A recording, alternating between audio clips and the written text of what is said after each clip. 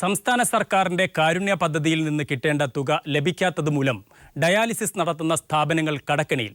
കാരുണ്യ പദ്ധതിയിൽ ഉൾപ്പെട്ട തൃശൂർ ആസ്ഥാനമായ ശാന്തി മെഡിക്കൽ ഇൻഫർമേഷൻ സെന്ററിന് ലഭിക്കാനുള്ളത് 50 ലക്ഷം രൂപയിലധികം. ഇൻഫർമേഷൻ സെന്റർ മേധാവിയും ജീവകാരുണ്യ പ്രവർത്തകയുമായ ഉമാ പ്രേമൻ കൈരളി പീപ്പിൾ ടിവിയോട് പറഞ്ഞു. ധനകാര്യമന്ത്രിയായിരുന്ന KM മാണിയെ പലവട്ടം സമീപിച്ചിട്ടും ഫലമുണ്ടായില്ലെന്നും ഉമാ പ്രേമൻ പറഞ്ഞു. ദുബായ് ബ്യൂറോയുടെ റിപ്പോർട്ട്. ജീവകാരുണ്യ രംഗത്ത് പ്രവർത്തിക്കുന്ന ശാന്തി ഇൻഫർമേഷൻ മെഡിക്കൽ സെന്ററിന് കീഴിലെ 11 ഡയാലിസിസ് കേന്ദ്രങ്ങളിൽ 4 സംസ്ഥാന സർക്കാരിന്റെ കാരുണ്യ പദ്ധതിക്ക് കീഴിൽ ഡയാലിസിസ് ചികിത്സ നടത്തുന്നു. ഈ 4 യൂണിറ്റുകളിൽ കഴിഞ്ഞ ജനുവരി മാസം മുതൽ നടത്തിയ ഡയാലിസിസിന് നൽകേണ്ട 50 ലക്ഷത്തോളം രൂപയാണ് ധനകാര്യ വകുപ്പ് ഇപ്പോഴും നൽകാനുള്ളത്. ചികിത്സയുടെ ബില്ലുകളെല്ലാം നൽകിയിട്ടും പണം നൽകാൻ അന്ന് ധനകാര്യമന്ത്രിയായിരുന്ന KM മാണിയോ വകുപ്പോ തയ്യാറായില്ലെന്ന് ശാന്തി ഇൻഫർമേഷൻ മെഡിക്കൽ സെന്റർ മേധാവി ഉമാ പ്രേമൻ പറഞ്ഞു. 50 ലക്ഷം രൂപയോളം കിട്ടാനുണ്ട്. പല പ്രാവശ്യമായിട്ട് നമ്മൾ എല്ലാ 4 യൂണിറ്റ് കാരുണ്യയിൽ ഉൾപ്പെടുത്തിയതാണ്. തൃശ്ശൂരിലെ യൂണിറ്റും കുന്നംകുളത്തെ റോയൽ ഹോസ്പിറ്റലിലെ യൂണിറ്റും പിന്നെ വയനാട്ടിലെ ഞങ്ങളുടെ ശാന്തിയുടെ യൂണിറ്റ്, കോതമംഗലത്തെ യൂണിറ്റ്. അപ്പോൾ ഇവിടെയൊക്കെ ഡയാലിസിസ് കഴിഞ്ഞിട്ട് നമ്മൾ അവരുടെ ബില്ല് 3 മാസം കൂടി അയച്ചു കൊടുക്കുമ്പോൾ അതിൻ്റെ പൈസ റീപേയ്മെൻറ്റ് ചെയ്യുന്നുള്ള എഗ്രിമെൻറ്റ്. പക്ഷേ എപ്പോഴും ബില്ല് അയക്കുമ്പോൾ ചെക്ക് ഒപ്പിടാൻ ആളില്ല, ബാങ്കിൽ അക്കൗണ്ടിൽ കാശില്ല എന്ന് തന്നെ പറഞ്ഞുകൊണ്ടിരിക്കുന്നത്. ഒരു ദിവസം 10-20 പ്രാവശ്യം വിളിച്ചാൽ പോലും ഫോൺ എടുക്കില്ല. ഒന്നാമത് കാരുണ്യയിലെ ഫോൺ ആരും എടുക്കില്ല. ഇപ്പോൾ കഴിഞ്ഞ മാസം വരെ പറഞ്ഞിരുന്നത് ഈ മാസം തരുന്നു. ഇപ്പം നമ്മൾ വിളിച്ചപ്പോൾ പറഞ്ഞു മാണി സാറ് പോയി, ഇനി കാശ് ഇപ്പോൾ ഒന്നും ഉണ്ടാവില്ല. എന്തെങ്കിലും ഒരു കാരണം, മാണി സാറല്ല ഇതിന് പ്രശ്നം, ആ പൈസ വകമാറ്റി ചെലവഴിച്ചു എന്ന് രഹസ്യമായി പറയുന്നത് നമ്മളോട് പറയുന്നവരുണ്ട്. പലതവണ ഓഫീസുകൾ കയറിറങ്ങിയിട്ടും പണം ലഭിച്ചില്ലെന്നും ഇതേക്കുറിച്ച് ഒരു മന്ത്രിയോട് പരാതിപ്പെട്ടപ്പോൾ ധനകാര്യ വകുപ്പിൽ നിന്നും പണം വാങ്ങിത്തരുന്നതിനേക്കാൾ എളുപ്പം പത്മശ്രീ വേണമെങ്കിൽ വാങ്ങിത്തരാമെന്നുമായിരുന്നു മറുപടിയെന്ന് ഉമാ പ്രേമൻ പറയുന്നു. MLA-മാരൊക്കെ ശ്രമിച്ചു നോക്കി. എന്താ പറയണ, ഞാൻ ഈയിടെ വേറൊരു മന്ത്രിയോട് പറഞ്ഞപ്പോൾ വേണമെങ്കിൽ പത്മശ്രീ മേടിച്ചാൽ അത് മേടിച്ചേരാൻ പറ്റില്ലെന്ന് പറഞ്ഞു. നേരത്തെ ധനകാര്യമന്ത്രിയായിരുന്ന KM മാണിയോട് ഇതേക്കുറിച്ച് പലവട്ടം പറഞ്ഞെങ്കിലും ഫലമുണ്ടായില്ലെന്നും ഉമാ പ്രേമൻ പരാതിപ്പെടുന്നു. ധനകാര്യ വകുപ്പിൽ നിന്നും പണം ലഭിക്കാത്തത് മൂലം പാവപ്പെട്ട നിരവധി വൃക്കരോഗികളുടെ ചികിത്സ മുടങ്ങുന്ന സാഹചര്യമാണ് ഉള്ളത്. News bureau, Dubai. ഉപയോഗിച്ച മൊബൈൽ ഫോണുകൾ കൈമാറുകയോ വിൽക്കുകയോ ചെയ്യരുതെന്ന് ദുബായ് പോലീസ് ആവശ്യപ്പെട്ടു. മൊബൈലിൽ നിന്ന് ഡിലീറ്റ് ചെയ്ത ചിത്രങ്ങളും ഫോൺ ഫോർമാറ്റ് ചെയ്യുന്നതിലൂടെ ഇല്ലാതാവുന്ന ചിത്രങ്ങളുമെല്ലാം തിരിച്ചെടുക്കാൻ സാധിക്കുന്ന ആപ്പുകളും പ്രോഗ്രാമുകളും നിലവിലുള്ളതിനാലാണ് ഇത്തരം ഒരു അഭ്യർത്ഥനയെന്ന് ദുബായ് പോലീസ് അറിയിച്ചു. ഇത്തരം ചിത്രങ്ങളും വീഡിയോകളും തിരിച്ചെടുക്കാവുന്നതിൽ നിന്ന് ബ്ലാക്ക്മെയിലിംഗ് നടത്തുന്നത് പതിവായ സാഹചര്യത്തിലാണ് ഇത്തരമൊരു അറിയിപ്പ് പോലീസിൽ നിന്നും ഉണ്ടായിട്ടുള്ളത്. കുവൈത്തിൽ അനധികൃത താമസക്കാരെ പിടികൂടുന്നതിനു വേണ്ടിയുള്ള രാജ്യവ്യാപക റെയ്ഡിന് ആഭ്യന്തര മന്ത്രാലയം തയ്യാറെടുപ്പുകൾ ആരംഭിച്ചു. ആഭ്യന്തര മന്ത്രാലയം അണ്ടർ സെക്രട്ടറി ലഫ് ജനറൽ സുലൈമാൻ ഫഹദ് അൽ ഫഹദിന്റെ നേതൃത്വത്തിൽ ചേർന്ന ഉന്നതതല ഉദ്യോഗസ്ഥരുടെ യോഗത്തിൽ ഇത് സംബന്ധിച്ച പദ്ധതികൾ തയ്യാറാക്കി. വിവിധ രാജ്യങ്ങളിൽ നിന്ന് 1,13,000 പേർ രാജ്യത്ത് ഇഖാമ കാലാവധി കഴിഞ്ഞ് തങ്ങുന്നുണ്ടെന്നാണ് ഏറ്റവും പുതിയ കണക്ക്.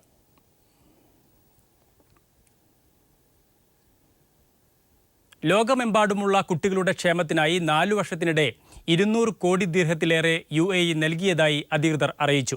യുദ്ധമേഖലയിൽ നിന്നുള്ള കുട്ടികളെ രക്ഷപ്പെടുത്തി പുനരധിവസിപ്പിക്കാനും വിദ്യാഭ്യാസം, ചികിത്സ തുടങ്ങിയ ഉറപ്പുവരുത്താനും വിപുലമായ പദ്ധതികളാണ് നടത്തിവരുന്നതെന്നും രാജ്യാന്തര സഹകരണ വികസന മന്ത്രി ഷെയ്ഖ് ലുബ്ന ബിൻ ഖാലിദ് അൽ ഖാസിമി പറഞ്ഞു.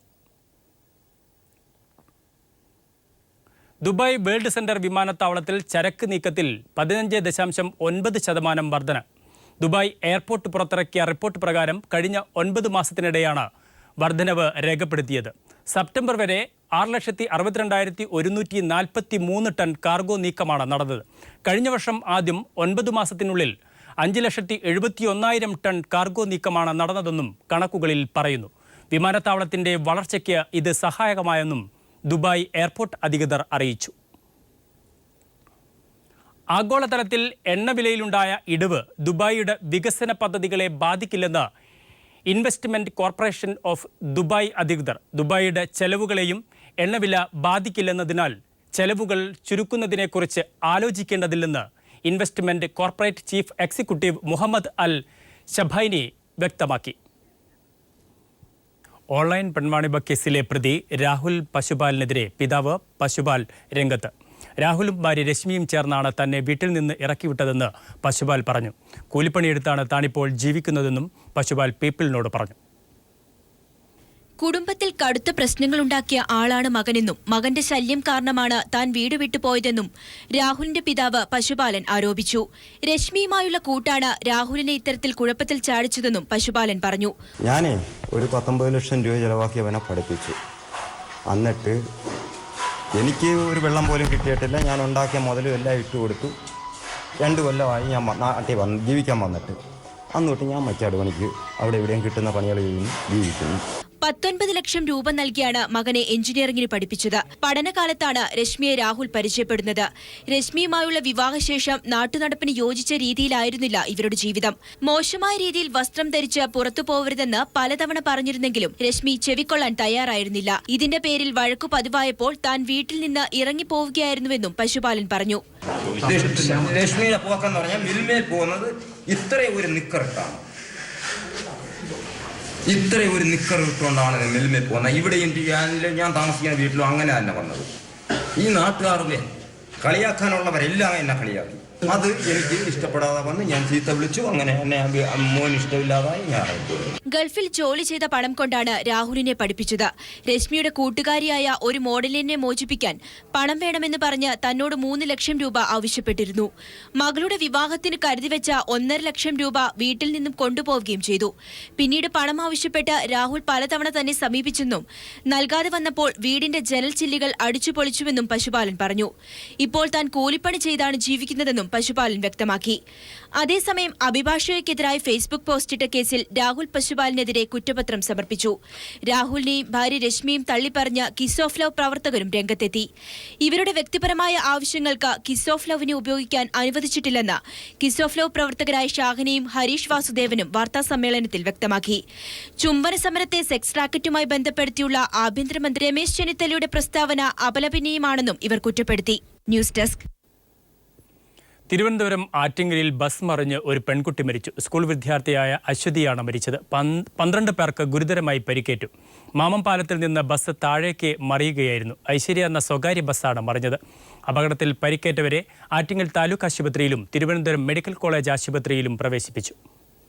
കോരാണിയിൽ നിന്നും ആറ്റിങ്ങലേക്ക് പോവുകയായിരുന്ന ബസ് അമിത വേഗതയെ തുടർന്ന് മാമംപാലത്തിന്റെ കൈവരികൾ തകർത്ത് താഴേക്ക് പതിക്കുകയായിരുന്നു. പോലീസിന്റെയും നാട്ടുകാരുടെയും സമയോചിതമായ രക്ഷാപ്രവർത്തനമാണ് അപകടത്തിന്റെ വ്യാപ്തി കുറച്ചത്. വൈകിട്ട് 5:30ഓടെയാണ് അപകടമുണ്ടായത്. അമിത വേഗത്തിൽ വന്ന ബസ് മാമംപാലത്തിൽ വെച്ച് ഒരു ബൈക്കിന് സൈഡ് നൽകാനായി വെട്ടിച്ചപ്പോൾ നിയന്ത്രണം വിട്ട് പാലത്തിന്റെ കൈവരികൾ തകർത്ത് താഴെയുള്ള പഴയ പാലത്തിൽ തട്ടി തലകീഴായി നിൽക്കുകയായിരുന്നു. ആദ്യം ഈ വാഹനം ഒരു പൾസർ ബൈക്കിൽ ഇടിച്ച് അതിൽ വന്ന ഒരു ലേഡിയും ഒരു പയ്യനും ഉണ്ടായിരുന്നു. ഇടിച്ച് തെറിപ്പിച്ചതിന് ശേഷം നിയന്ത്രണം വിട്ട് കൈവേരി പൊളിച്ച് മറിയുകയായിരുന്നു. അപകടത്തിൽ വട്ടപ്ലാമൂട് സ്വദേശിനി അശ്വതി എന്ന 17 വയസ്സുള്ള വിദ്യാർത്ഥിനി മരിച്ചു. 20ഓളം വിദ്യാർത്ഥികളടക്കം മൊത്തം 33 പേരാണ് ബസ്സിലുണ്ടായിരുന്നത്. 27 പേർക്കും പരിക്കേറ്റു. ഇതിൽ 12 പേരുടെ നില ഗുരുതരമാണ്. കുറച്ചധികം പേഷ്യൻസ് ഹെഡ് ഇഞ്ചുറി ഉണ്ട്. സ്കാനൊക്കെ എടുത്തുകൊണ്ടിരിക്കുന്നു. വാർഡിൽ അഡ്മിറ്റ് ചെയ്തു. കുറച്ചുപേർ ICUവിൽ അഡ്മിറ്റ് ചെയ്തിട്ടുണ്ട്. വേണ്ട ചികിത്സ ചെയ്തു വരുന്നു. പരിക്കേറ്റവർ തിരുവനന്തപുരം മെഡിക്കൽ കോളേജ് ആശുപത്രിയിൽ ചികിത്സയിലാണ്. News bureau, Thiruvananthapuram. കൊച്ചിയിൽ സമാന്തര പോലീസ് സ്റ്റേഷൻ പ്രവർത്തിക്കുന്നുവെന്ന് സർക്കാർ ഹൈക്കോടതിയിൽ. റിട്ടയർഡ് SP സുനിൽ ജേക്കബിന്റെ ഉടമസ്ഥതയിലുള്ള സ്വകാര്യ കുറ്റാന്വേഷണ ഏജൻസി സമാന്തര പോലീസ് സ്റ്റേഷനായി പ്രവർത്തിക്കുന്നു എന്ന് പ്രോസിക്യൂഷൻ ഡയറക്ടർ ജനറൽ കോടതിയിൽ ആരോപിച്ചു.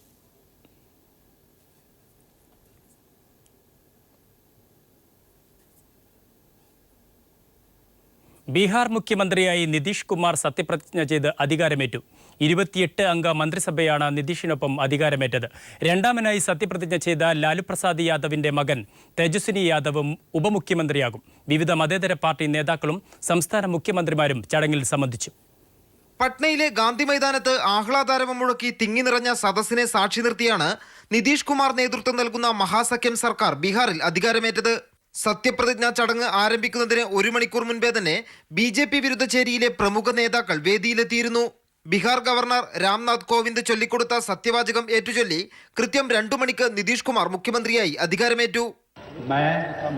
मैं नीतीश कुमार सत्यनिष्ठा से प्रतिज्ञान करता हूं कि जो विषय बिहार राज्य के मुख्यमंत्री के रूप में मेरे विचार के लिए लाया जाएगा. RJD തലവൻ ലല്ലു പ്രസാദ് യാദവിന്റെ ഇളയ മകൻ 26-കാരനായ തേജസ്വിനി യാദവാണ് രണ്ടാമതായി സത്യപ്രതിജ്ഞ ചെയ്തത്. പിന്നീട് മൂത്ത മകൻ തേജ് പ്രതാപ് യാദവ് ഉൾപ്പെടെ മറ്റു മന്ത്രിമാരും സത്യപ്രതിജ്ഞ ചെയ്തു. RJDയിൽ നിന്നും JDUവിൽ നിന്നും 12 മന്ത്രിമാർ വീതവും കോൺഗ്രസിൽ നിന്ന് 4 മന്ത്രിമാരുമാണ് അധികാരമേറ്റത്.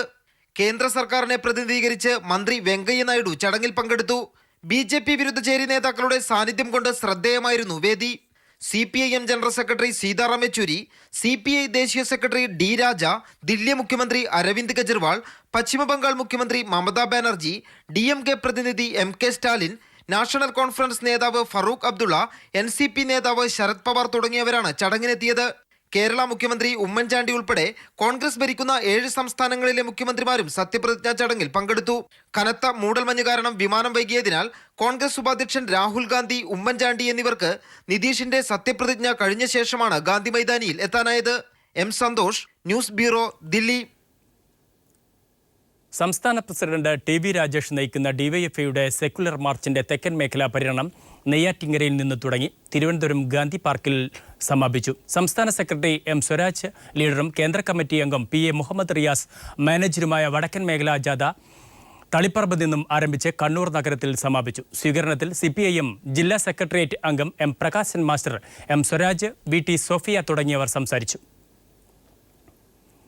കൈരളി TVയിലെ ജനപ്രിയ reality show Patturumal season 9 grand finale 28-ന് മലപ്പുറം തിരൂരിൽ നടക്കും. മെഗാ ഈവന്റ് 65 അംഗ സ്വാഗത സംഘം രൂപീകരിച്ചു. മാപ്പിളപ്പാട്ടിന്റെ വസന്തരാവിനായി തിരൂർ ഒരുങ്ങിക്കഴിഞ്ഞു. 28-ന് തിരൂർ മുനിസിപ്പൽ സ്റ്റേഡിയത്തിലാണ് ആഘോഷരാവ്. ഇതിനായി 65 അംഗ സ്വാഗത സംഘവും രൂപീകരിച്ചു. ET Muhammad Basheer MP, MLAമാരായ C Mammootty, KT Jaleel, P Sreeramakrishnan, Abdurahman Randathani എന്നിവരാണ് മുഖ്യ രക്ഷാധികാരികൾ. ജനറൽ കൺവീനറായി V അബ്ദുറഹ്മാനെയും ചെയർമാനായി മുനിസിപ്പൽ ചെയർമാൻ ഗിരീഷിനെയും ചുമതലപ്പെടുത്തി. ആവേശത്തോടെയാണ് പട്ടുറുമാൽ വരവേൽക്കുന്നതെന്ന് ചെയർമാൻ പറഞ്ഞു. കൈരളി ചാനലിന്റെ മാത്രമല്ല, ഏത് പരിപാടിയും തിരൂരിൽ സംഘടിപ്പിച്ചാൽ അത് ഏറ്റവും വമ്പിച്ച വിജയമാക്കി മാറ്റുന്ന ഒരു ജനതയുടെ സംസ്കാരമാണ് തിരൂരിൻ്റേത്. തിരൂർ ഗവൺമെന്റ് മാപ്പിള സ്കൂളിൽ നടന്ന സ്വാഗത സംഘ രൂപീകരണ ചടങ്ങിൽ കൈരളി TV മാർക്കറ്റിംഗ് വിഭാഗം ഡെപ്യൂട്ടി ജനറൽ മാനേജർ ജയശങ്കർ അധ്യക്ഷത വഹിച്ചു. കോർഡിനേറ്റർ വിജിൻ, സന്തോഷ് പാലി, ഫിറോസ് ബാബു, രഞ്ജിത്ത് തുടങ്ങിയവർ സംസാരിച്ചു. News bureau, Malappuram. ശിശുദിനത്തോടനുബന്ധിച്ച് തിരുവനന്തപുരം മുതൽ പത്തനംതിട്ട വരെയുള്ള കേന്ദ്രീയ വിദ്യാലയങ്ങളിലെ വിദ്യാർത്ഥികൾ പങ്കെടുത്ത കലാമേളയിൽ ആക്കുളം കേന്ദ്രീയ വിദ്യാലയം ചാമ്പ്യന്മാരായി. തുടർച്ചയായ 3ാം തവണയാണ് ആക്കുളം കേന്ദ്രീയ വിദ്യാലയം ചാമ്പ്യന്മാരാവുന്നത്. 3ാം ക്ലാസ് മുതൽ 5ാം ക്ലാസ് വരെയുള്ള വിദ്യാർത്ഥികളാണ് ആക്കുളം കേന്ദ്രീയ വിദ്യാലയത്തിൽ നടന്ന മത്സരങ്ങളിൽ പങ്കെടുത്തത്. ADGP ഹേമചന്ദ്രൻ ചടങ്ങ് ഉദ്ഘാടനം ചെയ്തു. ആക്കുളം കേന്ദ്രീയ വിദ്യാലയം പ്രിൻസിപ്പൽ ജോസ് മാത്യു അധ്യക്ഷനായിരുന്നു.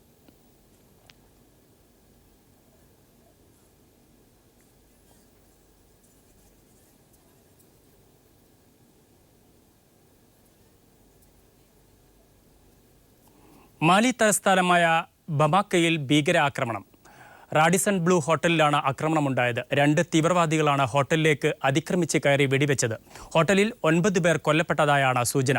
140 താമസക്കാരെയും 30 ജീവനക്കാരെയും തീവ്രവാദികൾ ബന്ദികളാക്കി. ഇവരിൽ 20 പേർ ഇന്ത്യക്കാരാണ്. China, France പൗരന്മാരെയും ബന്ദികളാക്കിയിട്ടുണ്ട്. ഹോട്ടലിൽ പുറത്ത് UN സൈന്യം നിലയുറപ്പിച്ചിട്ടുണ്ട്. ദൈവം വലിയവനാണെന്ന് മുദ്രാവാക്യം മുഴക്കിയാണ് തീവ്രവാദികൾ വെടിവെപ്പ് ആരംഭിച്ചത്. മൂന്നാറിലെ പൊമ്പളൈ ഒരുമൈ നേതാവ് ഗോമതി ആത്മഹത്യയ്ക്ക് ശ്രമിച്ചു. അമിതമായി ഗുളിക കഴിച്ച ഗോമതിയെ അത്യാഹിത വിഭാഗത്തിൽ പ്രവേശിപ്പിച്ചു. ഗോമതി അപകടനില തരണം ചെയ്തതായി ഡോക്ടർമാർ അറിയിച്ചു. മൂന്നാറിലെ ചരിത്ര സമരത്തിന് ചുക്കാൻ പിടിച്ചവരിൽ പ്രമുഖയായ ഗോമതി ഇന്ന് രാവിലെയാണ് ആത്മഹത്യാശ്രമം നടത്തിയത്. അമിതമായി ഗുളിക കഴിച്ചായിരുന്നു ആത്മഹത്യാശ്രമം. ആരോഗ്യസ്ഥിതി മോശമായ ഗോമതിയെ മൂന്നാർ ടാറ്റ ജനറൽ ആശുപത്രിയിൽ പ്രവേശിപ്പിച്ചിരിക്കുകയാണ്. അത്യാഹിത വിഭാഗത്തിലായിരുന്ന ഗോമതിയുടെ ആരോഗ്യനില മെച്ചപ്പെട്ടിട്ടുണ്ടെന്ന് ഡോക്ടർമാർ അറിയിച്ചു. സംഭവത്തിൽ മൂന്നാർ പോലീസ് ഗോമതിയുടെയും ഭർത്താവ് അഗസ്റ്റിന്റെയും മൊഴി രേഖപ്പെടുത്തി. AIADMKയുമായി ചേർന്ന് പ്രവർത്തിക്കാൻ ഗോമതി ശ്രമിക്കുന്നതായും ഇതിനായി വൻതുക കൈപ്പറ്റിയിട്ടുണ്ടെന്നും കഴിഞ്ഞ ദിവസം പെമ്പിളെ ഒരുമൈ പ്രസിഡന്റ് ലിസി സണ്ണി ആരോപിച്ചിരുന്നു. കൂടാതെ മൂന്നാർ പഞ്ചായത്തിൽ UDFനെ പിന്തുണയ്ക്കാനുള്ള തീരുമാനം ലിസി എടുത്തത് ഗോമതിയെ അറിയിക്കാതെയുമായിരുന്നു. ഇതേ തുടർന്നുള്ള വിഷമമാണ് ആത്മഹത്യാശ്രമത്തിന് കാരണമായത് എന്നാണ് മൊഴിയിലുള്ളത്. സംഭവത്തിൽ പ്രതികരിക്കാൻ ലിസി സണ്ണി തയ്യാറായിട്ടില്ല. News bureau, Idukki. കോഴിക്കോട് സ്വകാര്യ ഡെന്റൽ കോളേജിൽ വിദ്യാർത്ഥി റാഗിങ്ങിന് ഇരയായ സംഭവത്തിൽ സീനിയർ വിദ്യാർത്ഥികൾക്കെതിരെ കോളേജ് നടപടിയെടുത്തില്ലെന്ന ആരോപണം ശക്തമാവുന്നു. സംഭവം നടന്ന് 1 മാസം പിന്നിട്ടിട്ടും അങ്ങനെയൊന്നും ഉണ്ടായിട്ടില്ല എന്ന നിലപാടിലാണ് കോളേജ് അധികൃതർ. കോഴിക്കോട് മൊടക്കല്ലൂരിലെ സ്വകാര്യ ഡെന്റൽ കോളേജിലെ 1ാം വർഷ വിദ്യാർത്ഥിയായ അഭിനവിനെയായിരുന്നു ഒരു മാസം മുൻപ് 6ഓളം സീനിയർ വിദ്യാർത്ഥികൾ ചേർന്ന് റാഗ് ചെയ്തത്. റാഗിങ്ങിനിടെ പരിക്കേറ്റ അഭിനവ് ദിവസങ്ങളോളം ആശുപത്രിയിലുമായിരുന്നു. സംഭവം കഴിഞ്ഞ് ഒരു മാസം കഴിഞ്ഞിട്ടും കോളേജിന്റെ ഭാഗത്തു നിന്ന് റാഗ് ചെയ്ത വിദ്യാർത്ഥികൾക്കെതിരെ ഇതുവരെയും ഒരു നടപടിയും ഉണ്ടായിട്ടില്ല. വിദ്യാർത്ഥിയെ മർദ്ദിച്ചിട്ടും ആന്റി റാഗിംഗ് നിയമപ്രകാരം നടപടി സ്വീകരിക്കാത്തതിനെ തുടർന്ന് നിയമ പോരാട്ടത്തിലാണ് അഭിനവിന്റെ പിതാവ് പ്രവീൺ. അഭിനവിന് ഉണ്ടായ മാനസിക പ്രശ്നത്തെ തുടർന്ന് ഒരു വർഷം നഷ്ടമായി. കോളേജിലെ റാഗിംഗ് നടത്തിയ 6ഓളം വിദ്യാർത്ഥികൾ ഇപ്പോഴും കോളേജിൽ പഠിക്കുകയാണ്. സംഭവം ചോദ്യം ചെയ്തപ്പോൾ അങ്ങനെയൊന്നും ഉണ്ടായിട്ടില്ല എന്നാണ് കോളേജിന്റെ വിശദീകരണം എന്നാണ് വിദ്യാർത്ഥി പറയുന്നത്. ഞാൻ അത്രയും പ്രതീക്ഷയിൽ പോയതായിരുന്നു പഠിക്കാൻ വേണ്ടിയിട്ട്. പക്ഷേ ഇപ്പം എനിക്ക് ഒരു പ്രൊഫഷണൽ കോഴ്സിന് കയറാൻ വേണ്ടിയിട്ടൊരു ഭയമാണ് ഇതൊക്കെ ഓർക്കുമ്പം. അവരിപ്പോഴും ഡിനൈ ആണ് ഇങ്ങനെ ഒന്നും നടന്നിട്ടില്ല എന്നുള്ളത്. കോളേജിൽ 6 കുട്ടികളും പഠിച്ചുകൊണ്ടിരിക്കുക തന്നെയാണ് സുഖമായിട്ട്. സ്ഥാപന മേധാവിയുടെ പരാതിയുണ്ടെങ്കിൽ മാത്രമേ നിയമപ്രകാരം കേസെടുക്കാൻ സാധിക്കുകയുള്ളൂ എന്ന നിയമം ഇരിക്കെയാണ് 6 കുട്ടികളെ സംരക്ഷിച്ച് കോളേജിനെതിരെയുള്ള ചീത്തപ്പേര് മറച്ചുവെക്കാൻ കോളേജ് അധികൃതർ ശ്രമിക്കുന്നത്.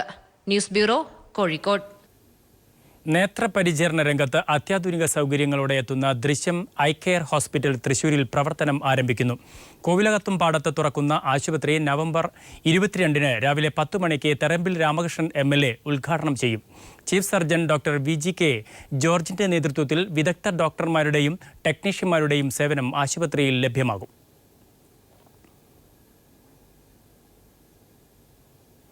എറണാകുളത്തെ അൽഷിഫ ആശുപത്രി പൾസ് ചികിത്സാരംഗത്ത് 100 കോടി രൂപ മുതൽ മുടക്കുമെന്ന് managing director doctor Shajahan Yusuf Sahib കൊച്ചിയിൽ വാർത്താസമ്മേളനത്തിൽ പറഞ്ഞു. ചികിത്സയ്ക്കും ഗവേഷണത്തിനുമായി ഈ തുക വിനിയോഗിക്കും. രാജ്യത്തും വിദേശ രാജ്യങ്ങളിലുമായി ആധുനിക പൾസ് രോഗ ചികിത്സാ കേന്ദ്രങ്ങൾ ആരംഭിക്കുമെന്നും അദ്ദേഹം അറിയിച്ചു.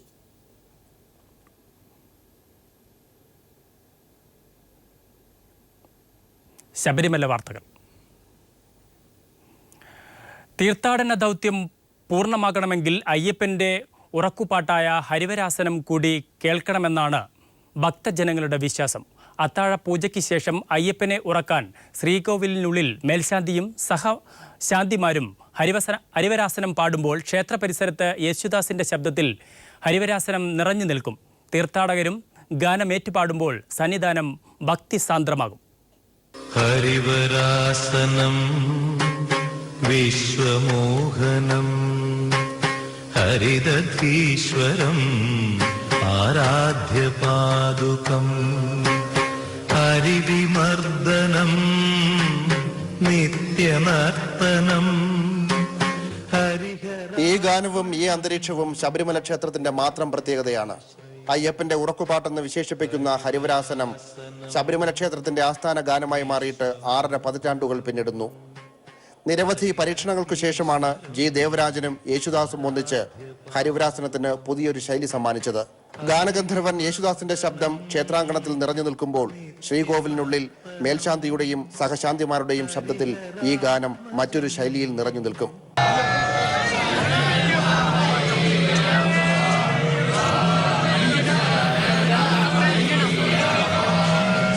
ഹരിവരാസനം അന്തരീക്ഷത്തിൽ നിറയുമ്പോൾ ഓരോ വിശ്വാസിയും അത് ഏറ്റുപാടി ക്ഷേത്രാങ്കണത്തിൽ ആദരവോടെ കൈകൂപ്പി നിൽക്കും. ഭക്തിയും സംഗീതവും സമന്വയിക്കുന്ന ആ അപൂർവ സംഗമത്തിന് ലക്ഷക്കണക്കിന് തീർത്ഥാടകർ സാക്ഷികളാകും. ഈ പാട്ടിനൊപ്പം അലിഞ്ഞു ചേരുക എന്നതാണ് അയ്യപ്പ സന്നിധിയിലേക്ക് വരുന്ന ഓരോ തീർത്ഥാടകന്റെയും ലക്ഷ്യം. ഒപ്പം ജീവിതത്തിലെ ഏറ്റവും വലിയൊരു പുണ്യം എന്ന വിശ്വാസവും. സന്നിധാനത്തു നിന്നും ക്യാമറാമാൻ രാഹുൽ ചന്ദ്രനൊപ്പം BG മിനീഷ് കുമാർ.